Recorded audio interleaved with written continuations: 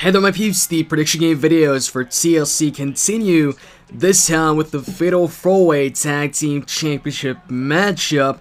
It is going to be the champions Cody Rhodes and Goldust defending their titles against Rey Mysterio and the Big Show, as well as Ryback and Curtis Axel, and the Real Americans Antonio Cesaro and Jack Swagger. So they're facing off against 3 teams and have to defend those titles against 3 teams.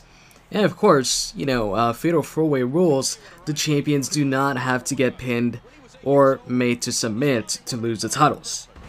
Now this matchup, I was really looking forward to like maybe a ladder matchup for the tag team titles, maybe involving multiple teams. I think that would have been an awesome matchup. But there is no ladder match and there is no chairs or tables match this year. I think if there was the ladder match stipulation added to this matchup, this could have very well been like the match of the night. But I think maybe the reason why there is no chairs match, tables match, you know, all those matches, is to have more focus, to really make the TLC main event for the unification like the main focus, the main matchup, the one with the stipulation, the only one with a stipulation, and of course the biggest match of the night. But as far as this tag team matchup, it still has, I believe, potential to deliver. I would have liked to see though also the Usos in this matchup. I think they would have made a nice addition to the matchup and made it even better. Now, instead of the Usos, we've got Rey Mysterio and the Big Show. See, here's the thing, as far as at least Ryback and Curtis Axel go, I knew if there was going to be a tag team championship matchup, they were going to be in it regardless. I was actually thinking maybe it was just going to be Cody and Goldust versus Ryback and Curtis Axel. Since Curtis Axel and Ryback did get a non-title victory over Cody Rhodes and Goldust, and they're the only team to get a non-title victory. Well, actually, they were not the only team, since on SmackDown, the Real Americans did score a victory over Cody and Goldust, but Ryback and Curtis Axel were the first ones to score a non-title victory over them after Survivor Series. Before Survivor Series, the Real Americans did beat also Cody and Goldust in a non-title match. I don't know how many times I said non-title, but probably a lot.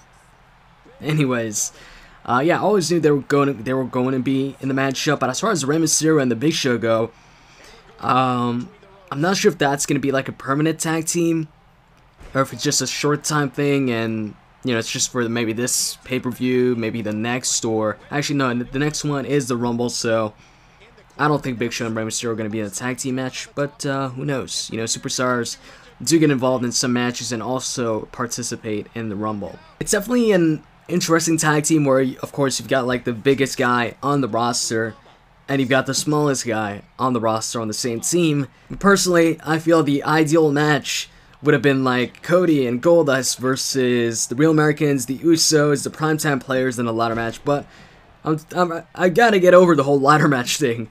Now, you know, positive from this matchup is if Cody and Goldust retain, which I think they will, it's gonna give them a big win, a huge victory over, you know, former world champions in this matchup, former WWE champions in Rey Mysterio and the Big Show. To me, this matchup is almost the equivalent of when Paul London and Brian Kendrick faced off against Joey Mercury and Johnny Nitro, you know, Eminem and Matt Hardy and Jeff Hardy, the Hardy Boys.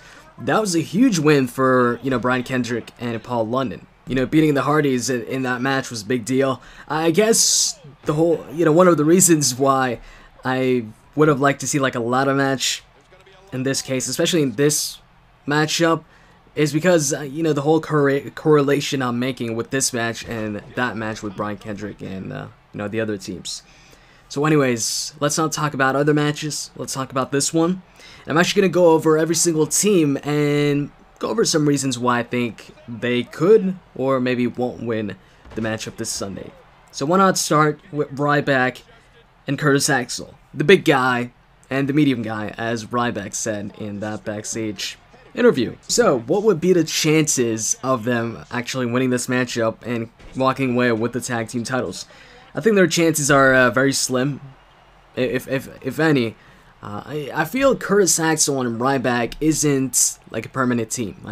I'm pretty sure it's like a temporary team where they're just teaming up now just to do something, just to have Ryback and Curtis Axel involved in something, and not just, you know, take Curtis Axel away from TV, the former Intercontinental Champion who just lost it, and, you know, Ryback, who also just, you know, got away from Paul Heyman. Well, both of them got away from Paul Heyman. I guess that's the reason why they're teaming up, is, you know, they're both former Paul Heyman guys.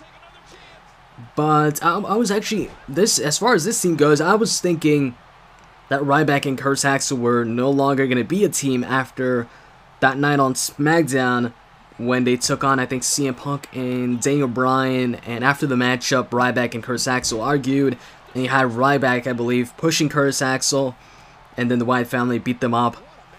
I was thinking maybe that would be the end of that team, but then, of course, you know, they picked up a victory over Kofi and The Miz, and even then, I didn't really think that was going to go anywhere, but then they also picked up a victory over Cody and Goldust, so once that took place, I was like, alright, it looks like they actually might be the number one contenders, and it might just be Cody and Goldust versus Ryback and Curtis Axel. Now that we know it's a fatal 4-way, even if it wasn't a fatal 4-way, I would not put my money on Ryback and Curtis Axel walking away victorious in this matchup. Like I said, I don't think it's a team made to last. And that is pretty much all I've got to say as far as Ryback and Axel goes. Actually, Rybaxel, yeah, that's the team. So, anyways, let's move on to the Real Americans. Real Americans, man, they're one of my favorite teams right now. One of the major reasons being just Zeb Coulter. Zeb Coulter's pretty funny. I like Zeb Coulter, so yeah, one of the main reasons isn't even, you know, one of the guys in the tag team. It's their manager, the person that speaks for them most of the time, and also Antonio Cesaro, fan of Antonio Cesaro. Fan of the Big Swing, but do I see the Real Americans walking away with the tag team titles? I will say, I think the chances of Antonio Cesaro and Swagger walking away with the championships are higher than the chances of Ryback and Curtis Axel becoming the tag team champions this Sunday. So, if I would have to put my money on either Rybaxel or the Real Americans, I would put it on the Real Americans. Since they've been a team for a while, it seems like they're going to last a little bit longer as a team. I think they're only going to break up once Antonio Cesaro turns face. And as far as that goes, I don't know when that's going to happen. But there's really no obvious signs or anything that Antonio Cesaro is going to turn face right now and leave the Real Americans, like, you know, for instance, the Shield, where there's, you know, it seems pretty obvious that there's some problems there, and that Roman Reigns maybe is going to separate himself from the team or something like that in the near future. Now, one of the ways, I guess you could say, I could see the Real Americans, you know, winning the championships this Sunday is if the Cody Rhodes and Goldust team starts their, I guess, separation or their the breakup of the team this Sunday at TLC. But I don't think that's going to happen. I don't think that's going to start happening this Sunday. I think that is probably going to happen like towards the Rumble, at the Royal Rumble pay-per-view maybe. But I think there's still time there to, you know, have them, you know, as a unit and have no problems in between Cody and Goldust. So, after that, you've got Rey Mysterio and the Big Show. Now, this team, Rey and Big Show, I would say have a bigger chance of winning this matchup than any of the other teams except for Cody and Goldust. And why is that?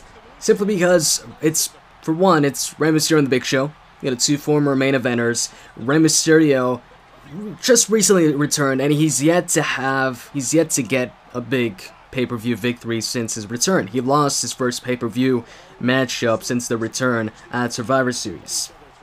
And also, Rey and the Big Show is just a recently formed tag team. They just recently started, you know, teaming up, and right away they get put in this big tag team championship matchup at TLC. I have no clue why the CPU, who's playing as Goldust in this matchup, kept interrupting my finisher. That was so freaking annoying.